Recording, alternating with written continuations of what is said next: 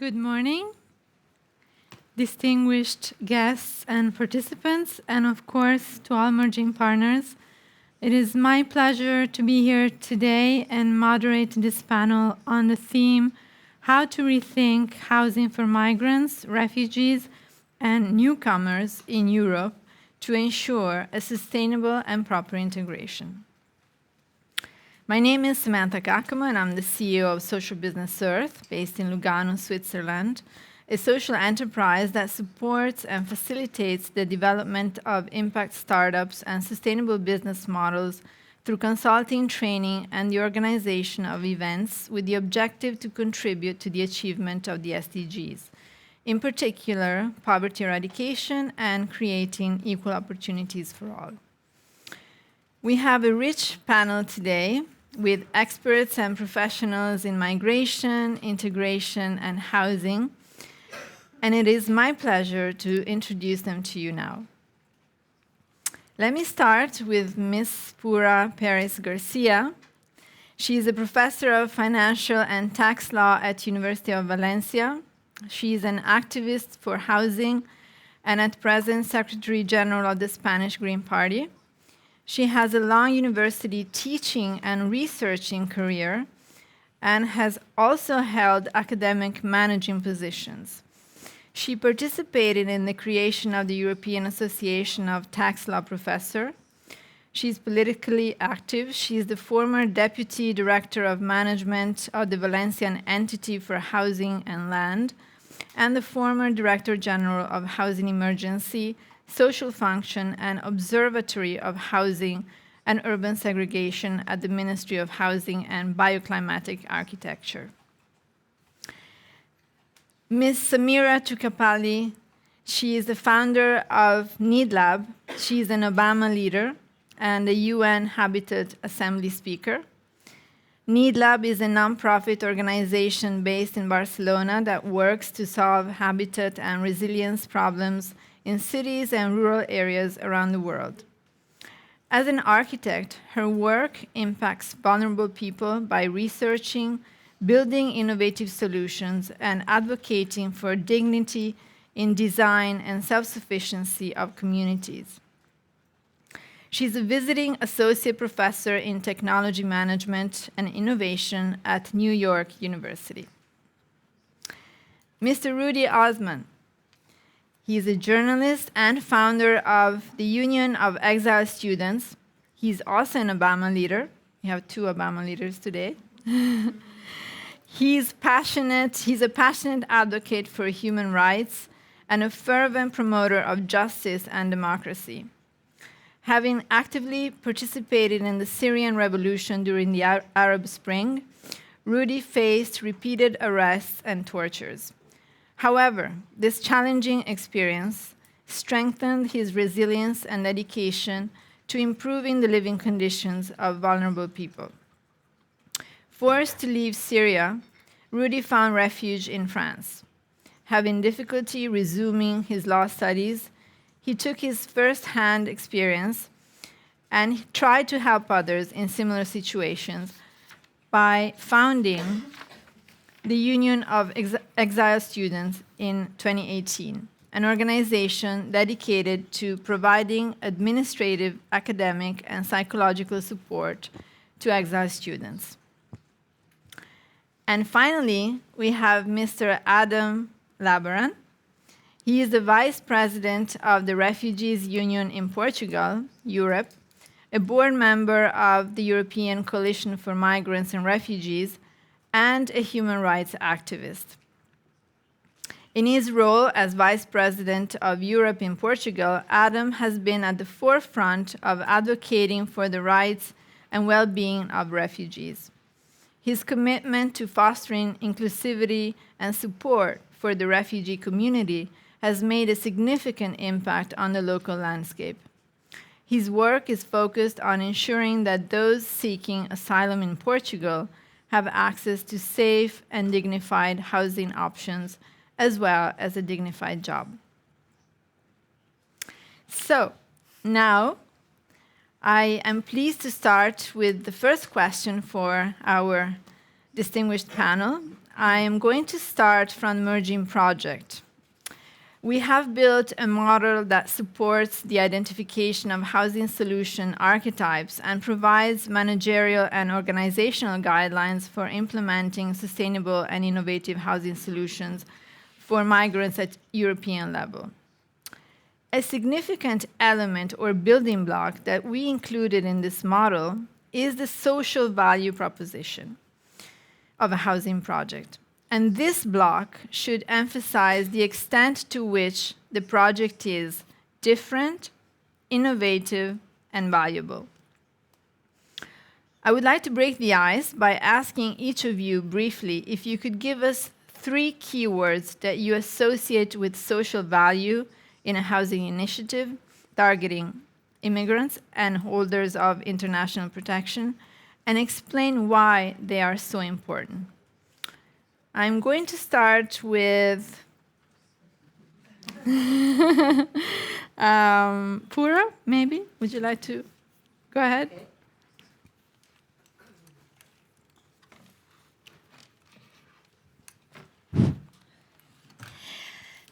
Voy a hablar en castellano. I'm going to speak in Spanish. Bueno, en primer lugar, Well, firstly, I would like to thank mi grupo, porque lo considero my group because I consider it my group in Valencia, that allows me to work with them and that proposed me to be here, and merging and the steering committee that decided that I have to be here in the forefront speaking. You have presented me as a minister, but I'm part of the regional government. I'm not a general director, but I used to be when the project was ongoing. I proposed the housing to be there. The project of the housing to be there to be implemented, and I proposed that the government participated in this project that could be replicated in so many places. So first and foremost, thank you so much for allowing us, allowing those people that were once in the government to take part in these projects in which we learn a great deal. Keywords, well, keywords for me would be the following: dignity, dignidad. and solidarity. Pienso que estas 3 palabras, porque I believe that these 3 words are key because we speak about integration. This is embedded in the process, but we need commitment for those people that are already established in a place, being ours or other people's housing, and we need to show solidarity towards those people that need um, that have more needs. So we have to share what we have, and without housing, without commitment and solidarity, there is no possible dignity. Therefore, dignity, I think that would be the core of this project, basically. And I believe that this project open the window, open a door to to represent and to give a word, to give a place, to give a name to academia, to our commitment. And academia needs to get out of the university, go there, spread the word, and governments need to get out there as well. Thank you very much, Pura. Thank you for this insight. Adam, would you like to go next? Yeah, thank you. First of all, thank you for inviting me, even though I would have to go back and thank the European Coalition for presenting me, and also to thank all of you for inviting me to be part of this final conference for the Merging Project. As it's been mentioned, I'm the Vice President for the Union of Refugees in Portugal.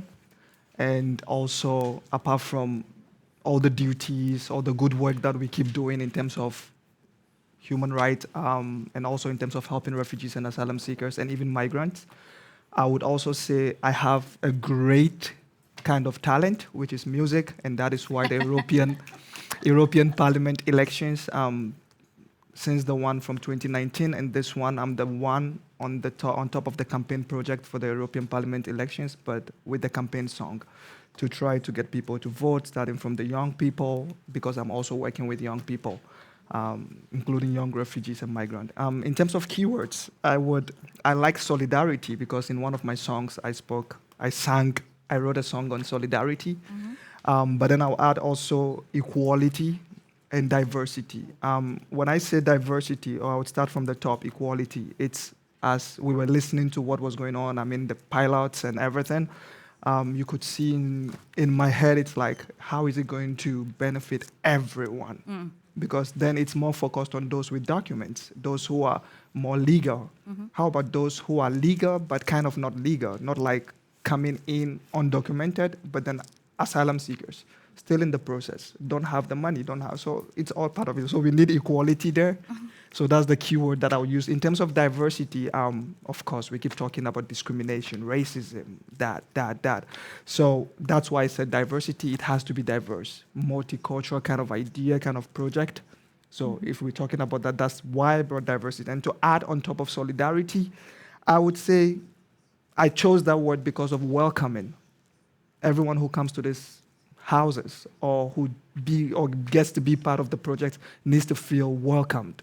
So that's why I added solidarity, allowing them to feel welcoming so the integration process will be kind of smooth.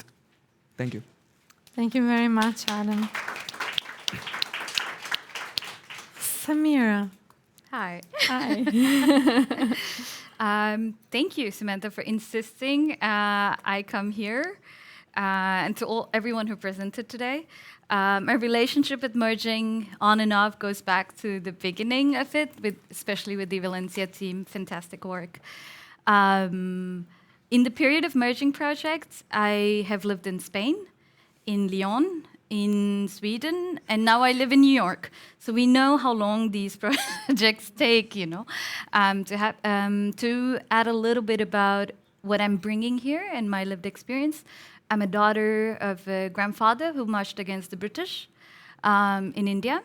My father was a result of independent India because of the work of my grandfather and many others whom we stand thankful to.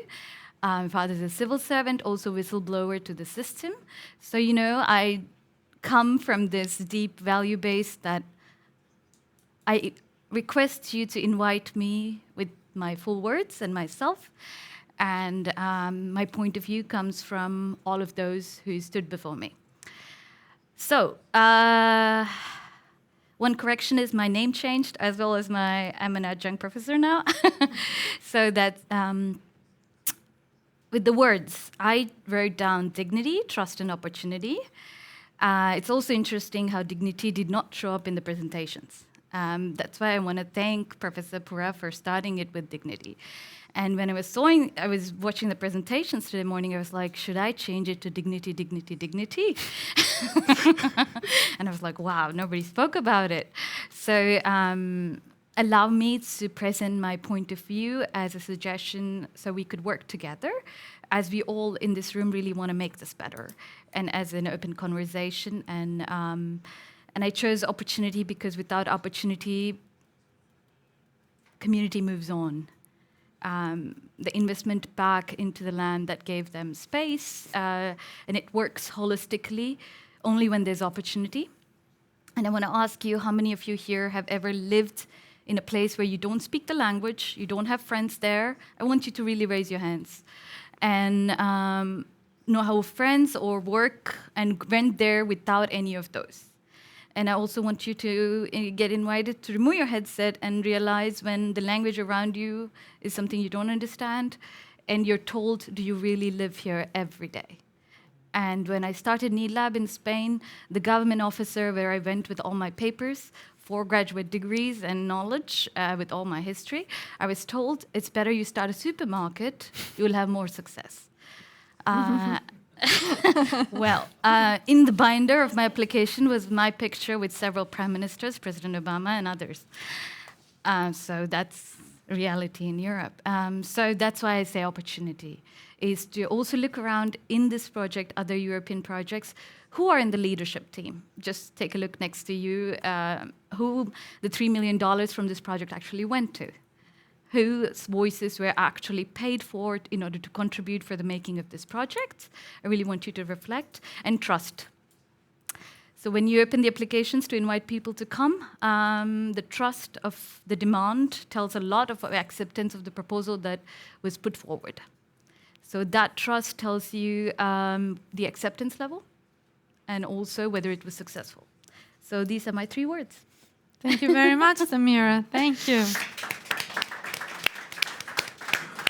And now, Rudi, please, the floor is yours. Thanks a lot to having me. I'm happy to be here. I will just talk a little bit about the Union of Exiled Students and how we reflect about the housing, because as a student and exiled, the first thing that we are looking for is the home, a place to feel that we belong to. And I was like choosing the first word, it was belong, actually. But I think it's not only about that belong a place, it's related to the dignity of a human. And the third words I will say, it's related to the equity, because the equity is something that we don't think about it a lot, because what we are thinking about is the equality. And the equality is something based on the same level, but we as exiles, and especially exiled students, we cannot be equal actually to a citizen or a French citizen or French students or European students. So the equality, the equity will allow us to understand the specific needs of exiles and of students, and to rethinking about this housing for migrants, it's including this thing about the equity. So for me, these 3 keywords allowed us to understand the meaning of a new approach of housing and how we can, as NGOs, civil society actors, rethinking about creating this home. Because when I arrived to Europe, and especially in France, because I'm based in France, in Paris, the first thing that I was looking for is a place to sleep.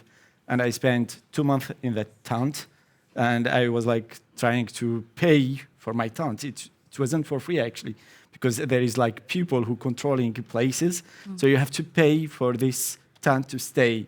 And especially police is coming and taking this tent, and there's civil society actors coming to give us foods, to give us another tent. So I spent 2 months living in tent in the environment that's where there was only drugs, because it's a La Colline de Crack. So it's a place known in Paris. And if you're living there, you're understanding the meaning of having a home and having a homeland, actually. For me, it was something I fight for it, and not only fight for it to live, but to keep my mental health, because actually your daily life is related to your dignity. Today I can live, but tomorrow I'm not sure. And I coming with a lot of ambitions, because I left Syria as an activist. It was a Syrian revolution. And when I arrived in France, I thought that it's a democratic country. I can do a lot of things, and I can support my colleagues in the revolution and in the fight against Syrian regime. But what's happened that I was fighting every day to live. And this has allowed me to say that, okay, I'm living now, but what's after that? So for me, I think it's these 3 keywords that we don't think about it a lot. What we're thinking, the first thing is the empathy. That's, this is a migrant, this is an exiled people, he needs help. But actually we forget that we have a human and a lot of experiences behind it. So how we can deal it, how we can rethink about this housing not only providing a social inclusion, but a new life with this equity and opportunities and dignities that you're talking about. Thank you very much, Rudi. Thank you for sharing your experience. Thank you. So it's very interesting that 4 of you mentioned dignity, and that having a house, a home, makes a human being dignified. And then, of course, you mentioned solidarity, equality, and diversity, trust, opportunity, belonging. the feeling of belonging to a place, to a new place, because it's a place that you don't know.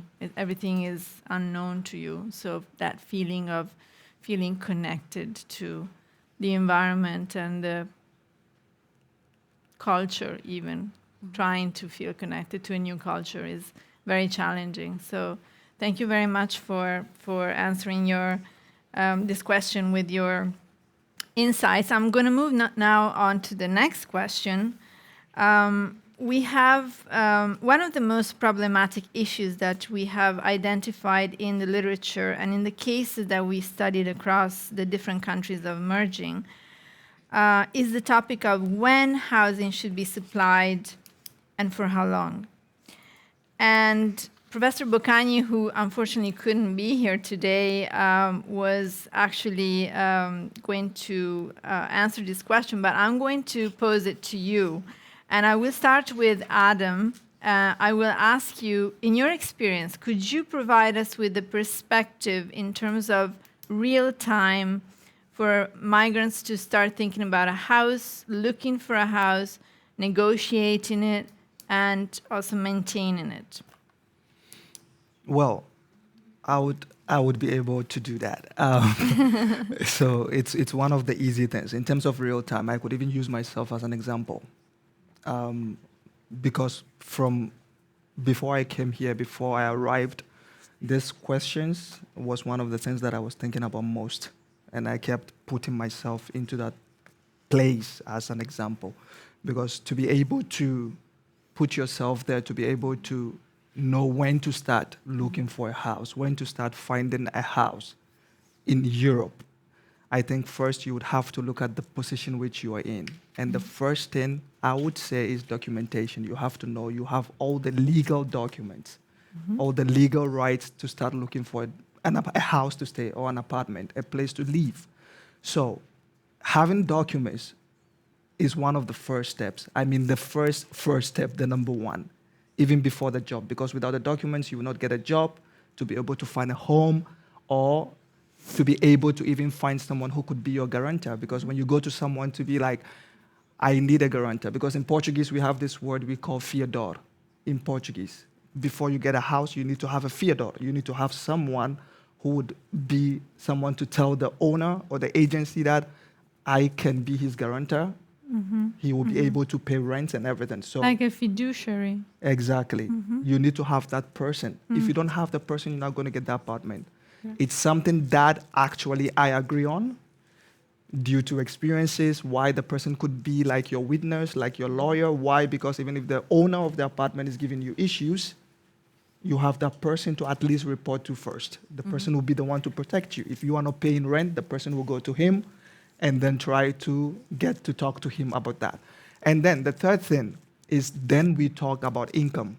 So income, I mean finance. Do you have the money to look for an apartment which you will be paying? That is the third part.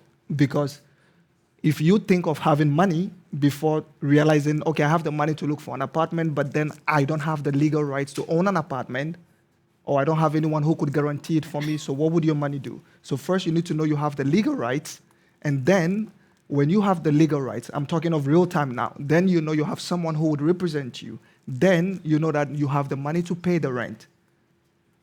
So this is the three things I would suggest is the real time in terms of my own personal experience. Then after that, the other parts would follow, which will be the location, where you're going to live, if the person accepts who you are. I'm a black guy, it took me 3 years to find a place. In Portugal, which people would think it's more diverse, but yeah, there is racism 3 everywhere. years. There And is do you discrimination. think that's the norm, about 3 years, or it varies? It's not only the norms, or I would say it's not a norm, or it's a norm. I wouldn't put it that way. I would just say it's luck. I would put it in short. It's luck.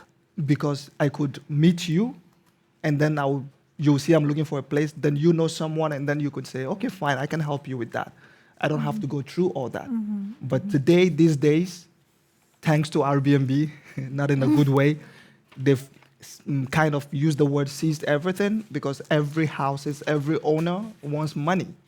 So fast money, so they do it in a form of Airbnb. So migrants have difficulties to find places. So Of course. I won't actually call it normal. I'll just say it's a kind of realistic character attitude, something that we are living in real time. So, but to be honest, documentation first, and then you can know you have someone who will stand for you. You need that guarantor, and then you have the possible income to be able to pay monthly, because you have advance that you have to pay. Maybe the person needs 3 months of advance. Then every month you have to pay around, what, 1,000 euros?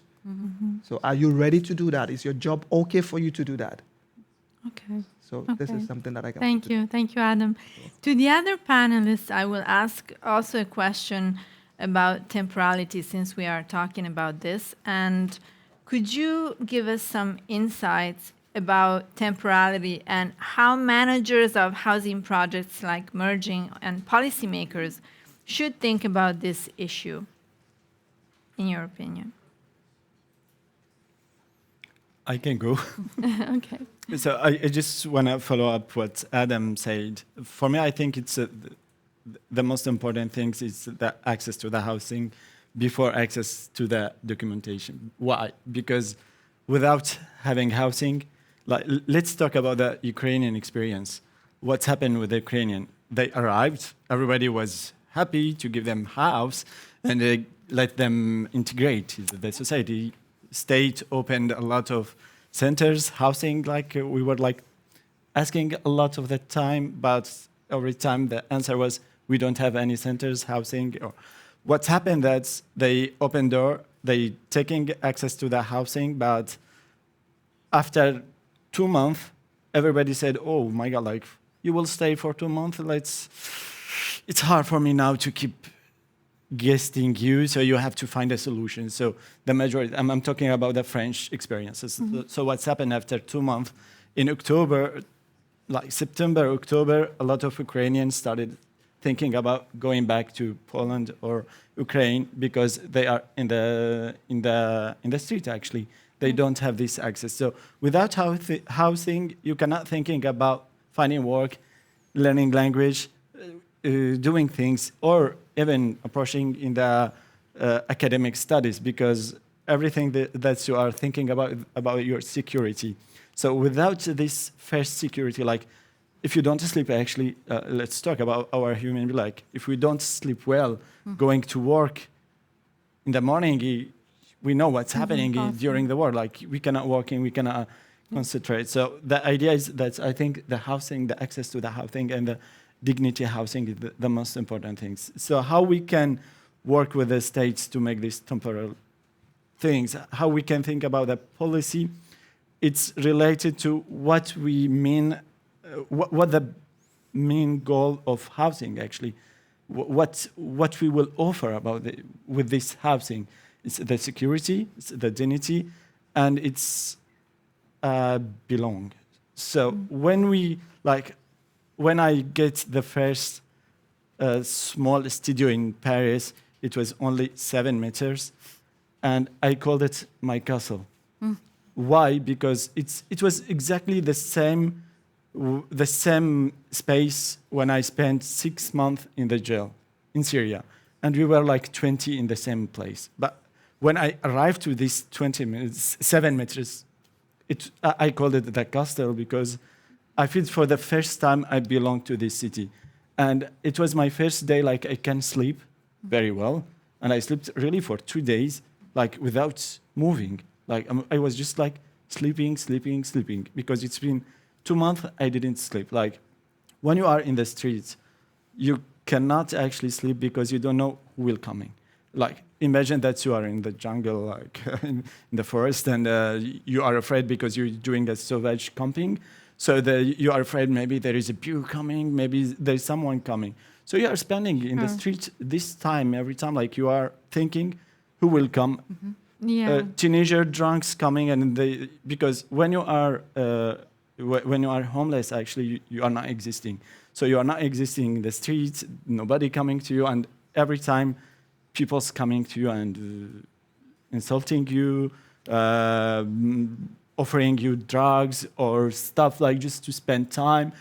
And every time you are thinking about this security, so the policy is how and why we're creating this housing. So the first thing for me is the security. The second thing is that what will happen after that is we will, when we feel in the security, we will start saying, okay, I'm in France, so I will learn French actually. So because you feel that you are belonging to this country, so you have to speak French. So the problem is that it's related when you are in the house or in the place to sleep, you don't find any social helps or aids or supports, because to learn French, you cannot go to anywhere. Like everybody is saturated, like no places, and the states don't do its work. And every time they're telling you, you have to wait till you get your statue. And in France, it's by law, it's 6 months, but after, in the reality, it's taking 1 year, 2 years, 3 years. So you imagine that you are in a country, you're trying to integrate, you're trying to really do things. What's happening is that you cannot go and take these courses. After that, you're trying to learn French, you get house, and you're trying to learn French. You said, okay, I can starting working, or I will doing my academic life. Starting working, employers will look into your CV and say that, okay, the migration pathway is taking, normally we say that if it's a normal pathway, it's taking between 1 year and 8 years. So during these 8 years, you don't work, you're trying to fight to live every day. What's happening during this time is when you go and you're doing this interview, where they will say, okay, what you did since these 8 years? And when you're talking about your migration pathway, all experiences, you take it and you do it and you fight for it, they don't take it in consideration. So I think the second point of the policy makers is to thinking about how we can create this experience about migration pathway, because we lived a lot. Like I get a chance to come by plane, but I have a friend who take really 7 years, and each place he make experiences, he fight every day to live. And they're very long experiences. Very long, and they don't take it in consideration. Okay. So how we can, by housing actually, thinking about how we create these experiences exchange, between local and migrants. Like what do we doing in the Union of Exiled Students? We have these experiences to put a French student with an exiled student in the same housing, like it's colocation, so it's like a roommates, and they are living together for 1 year. And there is only kitchen and the living room is shared, and each one has his room. The idea is that's how we can create this connection between them, how they can really exchange all these experiences. And what we did with the neighborhood actually is to create these links. So you can live for free in this apartment, but you have to be engaged for at least 5 hours per week to doing volunteering things in your neighborhood.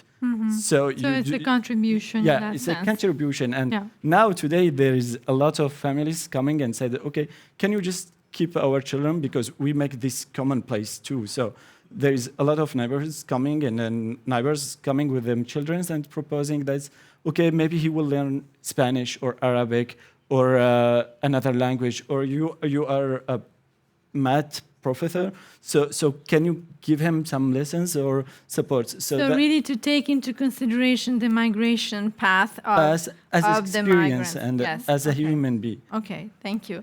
Sameera, would you like to comment? Can I add something quick? Yeah. Then the reason why I mentioned about documents before that, maybe then I took the question wrong. Why? Because when you arrive, like you mentioned, we arrived in Portugal, we had CPR.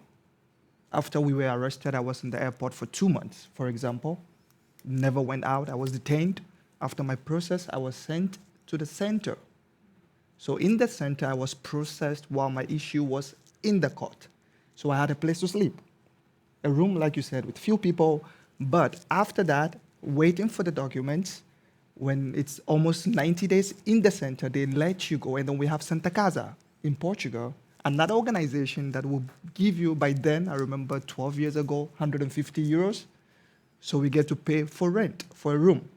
So this is the reason why I started speaking about documents. Why? Because during the migration pact process, I knew the way it worked. And speaking on purpose for refugees and migrants, like asylum seekers, this is the reason why I started from there. But you're right, you still need housing first. Even without if you don't have the papers. Exactly, because Yes. that's where you need to sleep, you need to get yourself together, go through the processes before you own your own house. And that's when you've already learned the languages. In the center, we learned Portuguese. I speak Portuguese now. It's like you need to go through all the process you're right before that. But sorry, I went straight to like Okay. skipping all that part. Yeah. Forgive me for that. Thank you for this clarification, Yeah. Adam. Yes, Sameera. I will do this from lived experience as well as my skill as an architect point of view. Thank you for all the proposals, but from my one shoe with my lived experience and one as technical skill, if you show me pictures of housing, and if no one can differentiate which one is called migrant refugee housing, then you've succeeded. If you show a picture and also I want to thank the Valencia project for not putting the picture of the building on the projects, because that could also lead to targeting, protest in front of it, and all of that complexities that come with polarization. So in terms of design, from morning, we clearly know what works, what doesn't work, simply with number of people wanting to live there. That's your primary customer base. If no one's coming, you have your answer. It's not working. In fairness of time, I'll be quick. The cycle is true, whether it's housing or papers. It's really real, and it is linked also with employment. Because for a lot of those, you need an address. And also you need a confirmation of, for address, you need papers. For papers, you need address. For job, you need both. So it's a vicious cycle that loops in several ways, and some countries in Europe have it better figured out, some others not. So even to get a lawyer that's pro bono, you need an address for any of this. Having said that, when I was starting my organization to build housing to kind of solve this, I was very naive as an architect, thinking building a house that is a safe space is enough. It's not really enough. You need psychological support. You need community acceptance. You need a legal support. You need medical well-being support. It is a lot of factors that play into making it possible. And for it to thrive, it's not just, can you just build a house, have it be standard and meet all the bylaws? It's simply not enough. So I appreciate also the projects which spoke about psychology. That is very, very, very fundamental, and also a process of pride. How do you take pride, and do you really want to tell where you live to others? In several instances. Finally, when my organization was doing well and I was moving in different houses in Spain, a lot of times when you're starting to leave the house, a lot of people ask me, do you really live there? That was a very interesting question for me. I was like, there's a lot of richness in that, which comes from a lot of unknown biases a person inhabits. Where do you think I should live? Mm-hmm. So that's why I say images of how we depict housing and identity is very important. So I will leave it at that. Thank you, Sameera. Pura, would you like to comment? Bueno, yo, ya que estamos en un espacio, que además estamos en el espacio europeo, donde, pues bueno, la Comisión y los Estados y los gobiernos nos norman y nos ponen ese marco a todos, quizá respecto también la temporalidad, cuándo darle casa y cuánto tiempo deberían empezar por ellos por aprender. There's no translation. No translation. No. Okay. Ahora sí. Please, No, please no pasa nada. start Se había over. quedado congelada la plataforma. Sorry, it's okay, the platform was frozen. Thank you. If you can start again, please. Estoy comentando que So I was saying that these questions we're wondering, maybe we should send in, because we are in the European state, we should send it in different states with these migrant frameworks, with the European Union, on different national states. And why is that? Because any person traveling to our cities, somos we're humans, we're not documents. Therefore, I think we shouldn't have a person. I mean, you're lucky in France because you wait 7 months, but in Spain you may wait 3 years in order to have legal documents. The thing is, we should reflect about that. Any person traveling from a territory to another, even if you are migrant, a refugee, okay, refugees have their own documents, but they need, at least for the moment, a document allowing them to live and in a dignified living in order to access housing, to have an address. claro, deberían colaborar. And that's something we should collaborate with governments, with nations, those who are working, for example, with the psychological support at that moment, and who may collaborate with us. And that's something we can do. It's the lack of willing, but it is possible to do it, of course. At least temporarily, for example, if you need something, if, for example, if you go to the gym and you are waiting for your physical car, you have in the meantime a paper, a document that says, okay, you are here, you can access temporarily, okay. Se podrían hacer. I mean, that's something that can be done, but with all those who have the capacity to govern, and we in the European space with this framework, I'm quite afraid about the European Pact, I'm quite afraid of. No, que But we have these frameworks, maybe they should think about this. Antes. Documents should arrive earlier, that's key. And another thing I wanted to talk about is that all the governments, municipalities, because they exist there, wide housing everywhere in the world. And they are not being used because, for example, the owner doesn't want to rent it because the person is black or comes from Morocco, or because it's different to that person. Maybe it's a redhead and I'm brownhead. What's the matter with that? Maybe they don't want to rent me their houses. We need laws or rules in order to have those and use those houses. We have done that in Valencian community because these investment funds in our territory, we call them differently. We call them Voltaire funds. We need to change the paradigm because housing is the access, the main door to other rights. We need in order to have dignity, and these houses need to be used. We shouldn't have white houses because a person will be losing their rights. We need to change paradigm. Private property, No puede ser eso. It's not exclusive.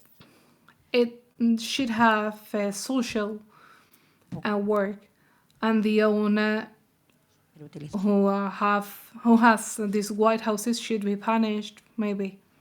O cambiando de paradigma.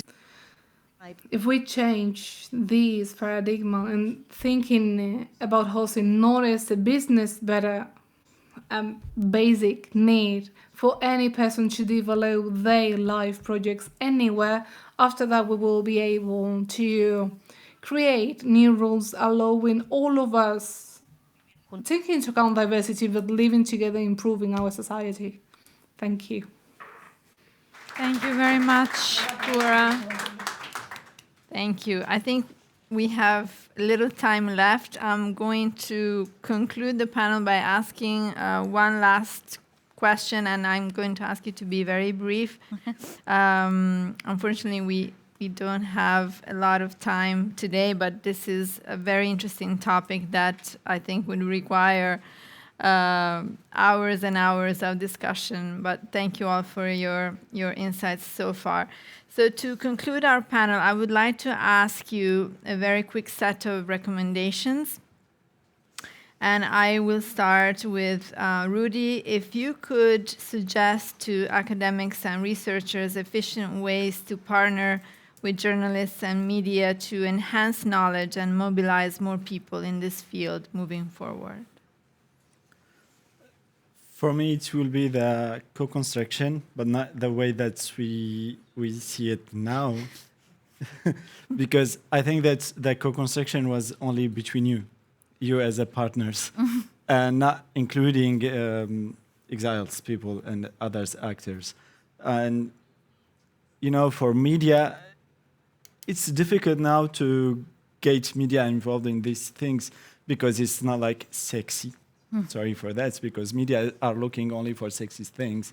Attractive things today is only violence, and whereas exiles get killed someone or doing something. So this is what they are looking for. So I think how we can create this connection between media and this project is about how we can make it attractive in a co-construction way. So how we can create this experience living with exiled people to be part of this project and to do it together by and with actually exiled people. And this is the key actually for co-construction. This is what I didn't find it. Sorry, maybe tomorrow you will talk about this whole process.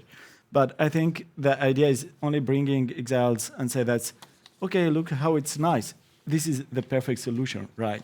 But the most construction things and durable things is that to really make them part of the decision of that construction plan, to make them part of all this work.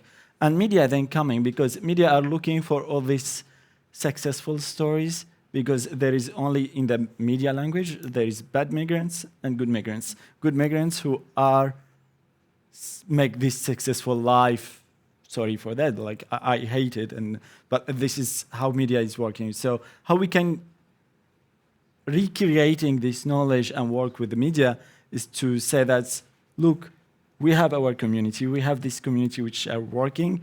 The solidarity and dignity is the title of this project, and they will come and looking for all these experiences, and because anyway, journalists need to live, so they have to write, they have to do reports. So when you're doing this example and you're inviting them, I think they will come easily. But how, in which approach media should talk about this project, how we can involve them to make a documentary or maybe daily life reports, all these things is related to the approach that you are using and this co-construction with exiled, with and by exiled people in this project. I think this is the idea that maybe media and journalists will come and be part of this project. Okay, thank you. Adam, could you share with us a few suggestions to policymakers on how to design equal and inclusive processes where migrants could have a choice in their right to housing? Yeah, I can. At write the beginning, I was like, when you said policymakers, because one of my songs says, hello, policymakers, they make the policies, and they want us to be just the ones to accept the policies.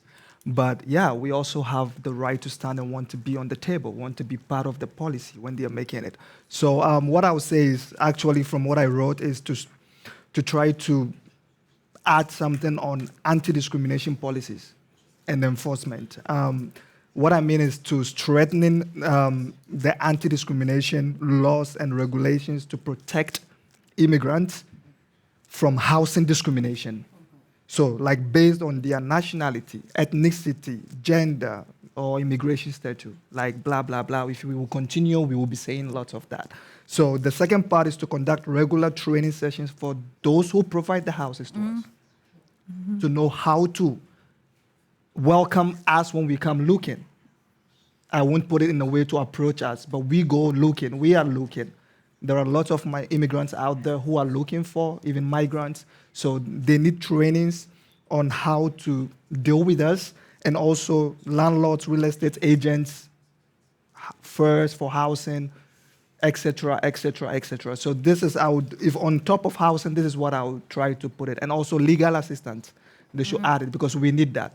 Like in terms of mental health, just housing alone is, I would say, one of the headaches for lots of migrants. Not only migrants, but even the society itself.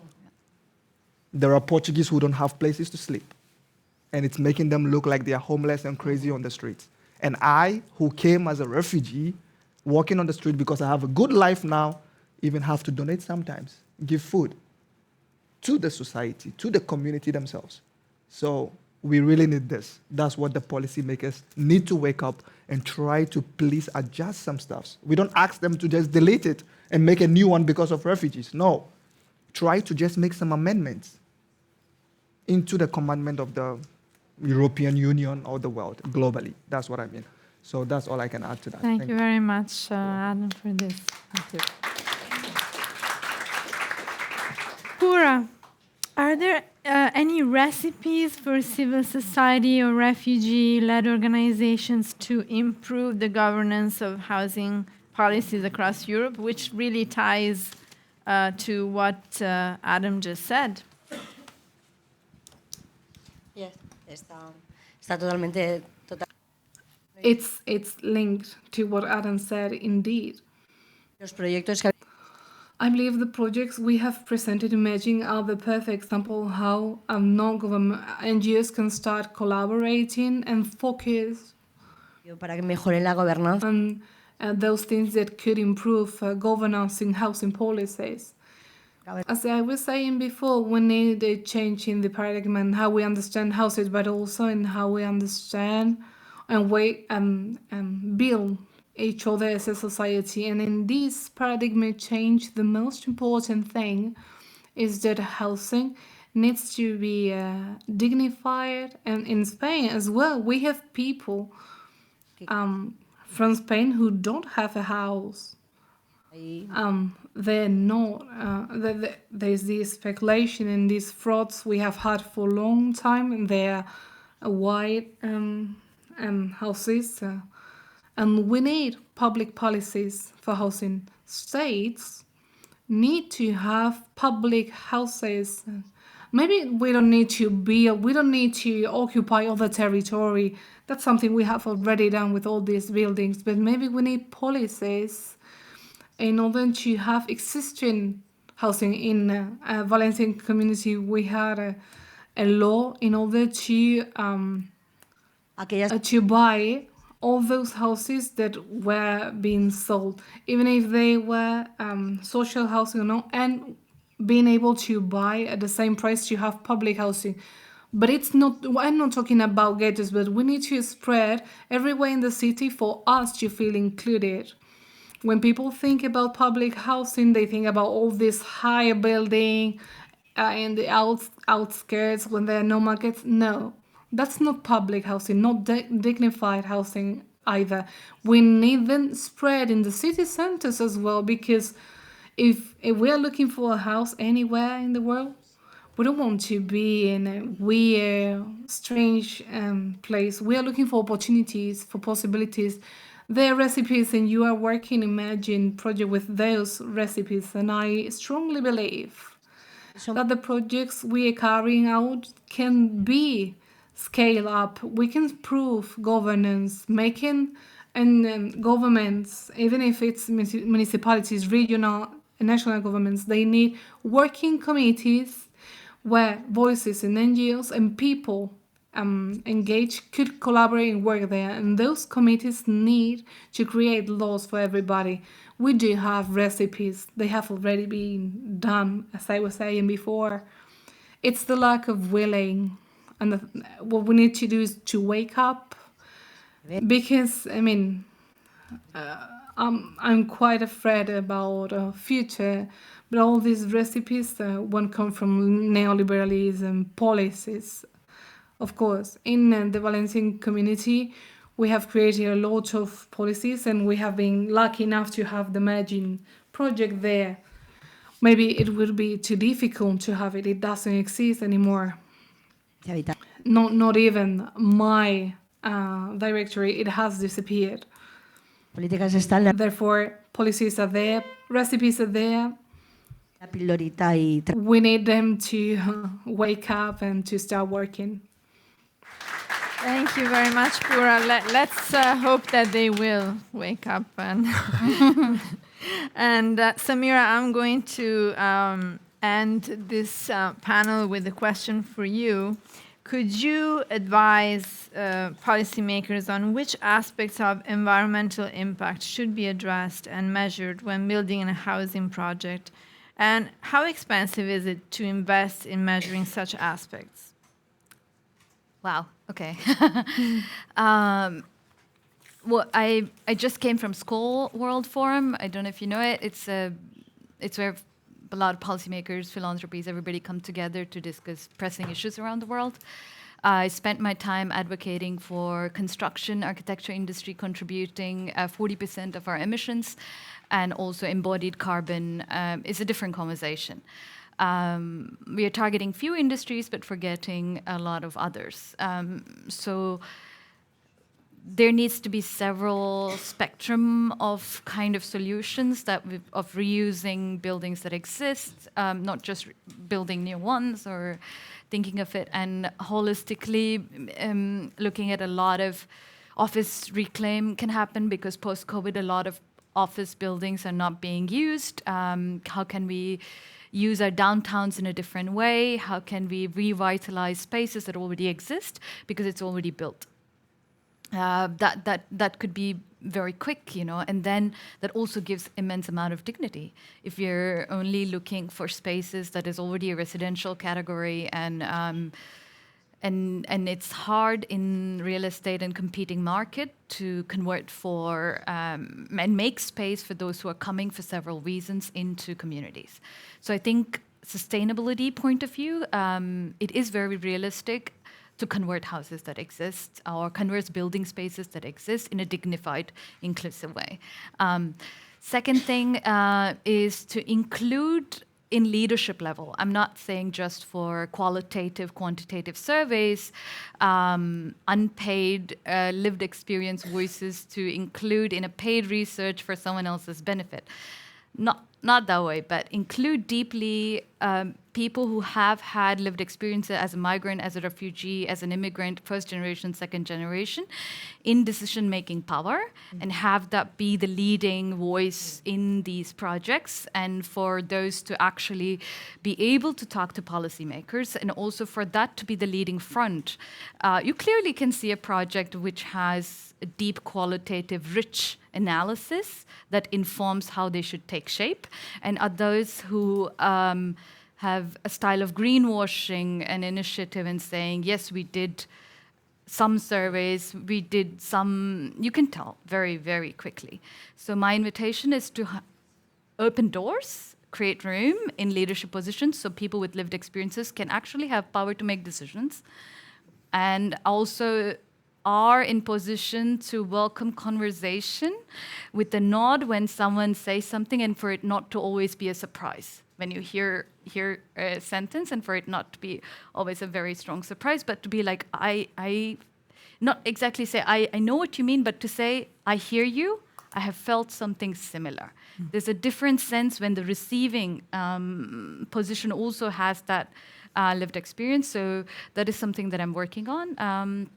To bring together policymakers, governments, as well as construction industry, architects, youth, and academia, right now to support the leadership level in order to work first together, because that's not really happening. Everybody are in their own silos, in their own bubbles, believing their perspective is very primary. Intersectional work and interdisciplinary cross-academia work really needs to happen. And that should really influence policy, that you cannot have one expert in it. And and for those experts who are in those positions to be diverse and in a sense of true diversity of experiences. I think then we can really get to work. Okay, thank you very could I much. say Yes, that of one course, sentence? Rudi, please. It just related, actually. It's one of the things that we have to stop, actually, the competition in access in housing between local and exiled people.